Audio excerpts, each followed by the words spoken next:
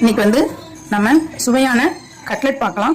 அதுக்கு meal maker ஊற வச்சது சேர்த்துக்கலாம். ஊற வச்ச கடலைப்பருப்பு 100 கிராம், மீல் மேக்கர்னா 100 கிராம் கடலைப்பருப்பு சேர்த்துக்கலாம். 5 மிளகாய், பூண்டு, இஞ்சி, சோம்பு, ஜீரகம்.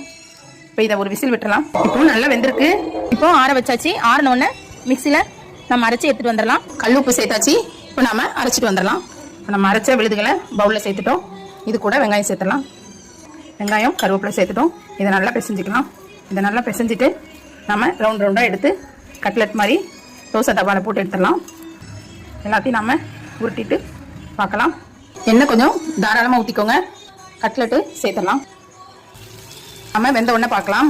சூப்பரான மீல் மேக்கர் கட்லெட் ரெடி. நல்லா ப்ரௌன் கலர் வந்த உடனே நீங்கள் எடுத்துடலாம். 100 கிராம் கடலைப்பருப்பு, 100 கிராம் மீல் மேக்கரில் நிறையவே கட்லெட் வந்திருக்கு.